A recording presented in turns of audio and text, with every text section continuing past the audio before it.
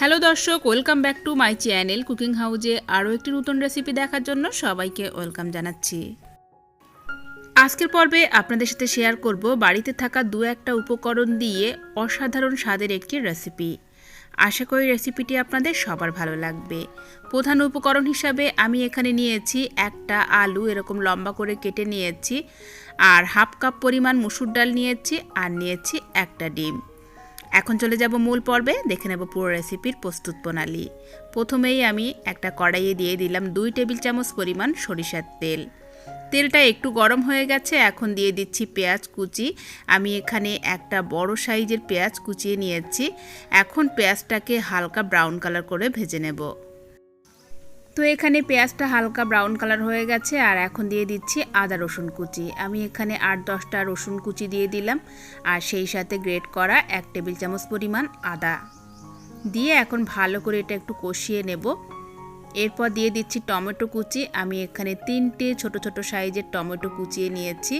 তো এখন টমেটো আর পেঁয়াজ মোটামুটি 1 থেকে 1.5 মিনিটের মতো খুব ভালো করে কষিয়ে নিতে হবে, যতক্ষণ না টমেটোটা খুব ভালো করে গলে আসে। তো এখানে 1-1.5 মিনিটের মতো আমি মশলাটাকে ভালো করে কষিয়ে নিয়েছি, আর এখন দিয়ে দিচ্ছি আলু কুচি। আমি যে আলুটা কুচিয়ে রেখেছিলাম তো সেটা দিয়ে দিলাম, দিয়ে এখন আবারও খুব ভালো করে নাড়াচাড়া করে নিতে হবে। তো এখানে আলুটাকেও 1-1.5 মিনিটের মতো ভালো করে কষিয়ে নিলাম, আর এরপর দিয়ে দিচ্ছি মুসুর ডাল। আমি ডালটাকে ধুয়ে মোটামুটি 10 মিনিটের মতো ভিজিয়ে রেখেছিলাম।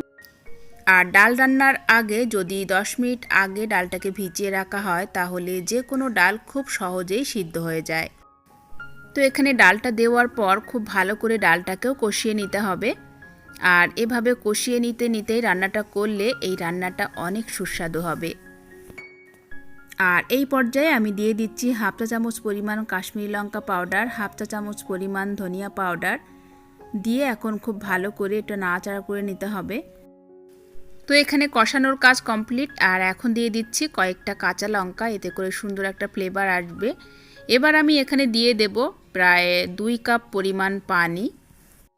পানিটা দিয়ে খুব ভালো করে একটু নাড়াচাড়া করে নেব, আর এরপর ঢাকনা বন্ধ করে মোটামুটি 6 থেকে 7 মিনিটের মতো লো টু মিডিয়ামে রেখে জাল করে নেব। 6-7 মিনিট জাল করে নেওয়ার পর এখন ফিরে এলাম। এখন দেখে নেব ডালটা কতটা সিদ্ধ হয়ে গেছে। তো মোটামুটি 90% ডালটা সিদ্ধ হয়ে গেছে। এখন ভালো করে একটু নাড়াচাড়া করে দিতে হবে।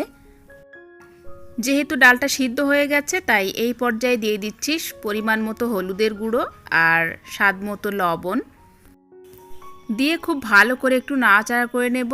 আর এখন কিন্তু ডালটা খুব ভালোভাবে সিদ্ধ হয়ে গেছে, আর এই পর্যায়ে আমি দিয়ে দিচ্ছি যে ডিমটা আমি নিয়েছিলাম, তো সেই ডিমটা ভেঙে আমি ডালের উপর থেকে এভাবে দিয়ে দিলাম।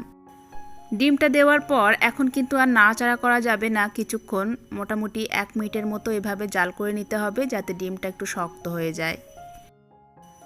আর এখন এই সাথেই আমি দিয়ে দিচ্ছি উপর থেকে ধনিয়া পাতা কুচি। তো ডালটা কিন্তু আমাদের রেডি হয়ে গেছে। এবার নামানোর আগে ডাল আর ডিম জাস্ট আলতো হাতে এভাবে একটু মিশিয়ে দিতে হবে। অসাধারণ স্বাদের একটি ডাল রান্না আপনাদের সাথে শেয়ার করলাম, আপনারা অবশ্যই ট্রাই করবেন। এভাবে একটু ভিন্ন স্টাইলে ডালটা রান্না করে দেখবেন, খেতে দুর্দান্ত স্বাদ হয়। গরম ভাত কিংবা রুটি পরোটার সাথে এই ডালের কোনো তুলনা হয় না। আশা করি আমার আজকের এই সহজ রান্নায় ডালের এই রেসিপিটি আপনাদের সবার ভালো লেগেছে। ভালো লাগলে লাইক দিতে ভুলবেন না, শেয়ার করবেন এবং সেই সাথে চ্যানেলটিকে সাবস্ক্রাইব করবেন এরকম নিত্য নতুন রেসিপি পাওয়ার জন্য। বেল বাটন ক্লিক করে অল অপশানটাকেও ক্লিক করে রাখবেন যাতে করে আমার নতুন নতুন ভিডিওর নোটিফিকেশান পেয়ে যান। আজকের মতো এখানেই বিদায় নিচ্ছি। সবাই খুব ভালো থাকবেন, সুস্থ থাকবেন। ফিরে আসবো আগামী পর্বে নতুন রেসিপি নিয়ে। আল্লাহ হাফেজ।